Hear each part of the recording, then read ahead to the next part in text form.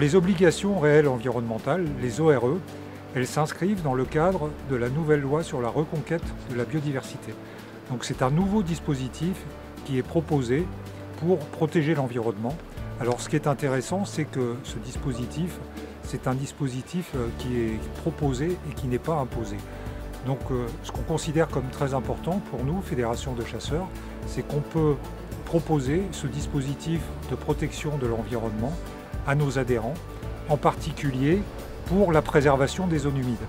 Donc ça permet de montrer très clairement que les chasseurs sont des acteurs très importants de la protection de la biodiversité dans notre département de la Seine-Maritime. Alors à l'échelon régional, ce dispositif il est aussi très pertinent et on a intégré ce dispositif des obligations réelles environnementales dans un document qu'on est en train de rédiger qui s'appelle le schéma régional des acteurs synégétiques en faveur de la biodiversité. Donc dans ce schéma régional, on a prévu, avec l'ensemble des fédérations normandes, de présenter ce dispositif à nos adhérents pour pouvoir le mettre en place et le régulariser comme la réglementation le prévoit. Le contenu de l'étude ORE, c'est en fait un projet en 3 phases. Une première phase qui vise à dégager un petit peu les grands aspects juridiques, réglementaires, une analyse technico-juridique. La deuxième phase, c'est de tester le dispositif sur le terrain, très concrètement mettre en place des premiers contrats avec des propriétaires volontaires prêts à s'engager dans une gestion convenable de leur territoire. Et derrière ça, il nous faudra analyser, faire le bilan de ces premiers contrats-là, et avoir une démarche un peu prospective, c'est-à-dire comment étendre le dispositif à l'ensemble du territoire de Seine-Maritime, voire de la Normandie. Les mesures de protection de l'environnement sont une contrepartie à la renonciation par le conservatoire du droit de préemption. Ça nous va parfaitement, nos objectifs de statut sont remplis, c'est parfait.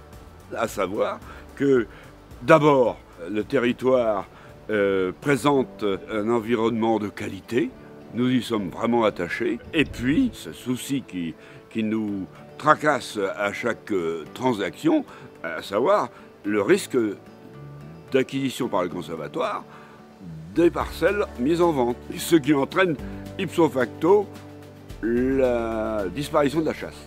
Une ORE, c'est une obligation réelle environnementale. Alors, obligation, donc il y a une obligation, mais ce n'est pas une servitude. Donc, c'est une obligation sur un terrain réel, c'est la chose, donc sur une chose, ça n'engage pas des gens, ça engage le terrain pour un projet environnemental de protection de la nature, flore, faune, territoire, l'eau, voilà, tout ce qui concerne la nature. C'est intéressant parce qu'il y a un programme de préservation de l'environnement sur les parcelles, avec un suivi des actions qui sont menées. Alors le suivi peut être fait par une tierce personne, ça peut être fait par la Fédération des chasseurs, là en l'espèce, qui va être co-signataire, qui va être en quelque sorte l'opérateur pour le compte du propriétaire. Et ça peut également engager l'avis du fermier si c'est en statut du fermage, la propriété. Là, il va falloir que le fermier accepte le projet.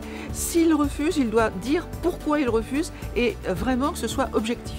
C'est un système qui a, à mon avis, un grand avenir parce que ça engage vraiment des personnes qui aiment leur territoire. Voilà. Et donc des propriétaires qui ont envie que leurs étangs, leurs rivières, leurs marais continuent à perdurer et à vivre avec de la faune, de la flore intéressante pour tout le monde. À bientôt sur tvie.tv.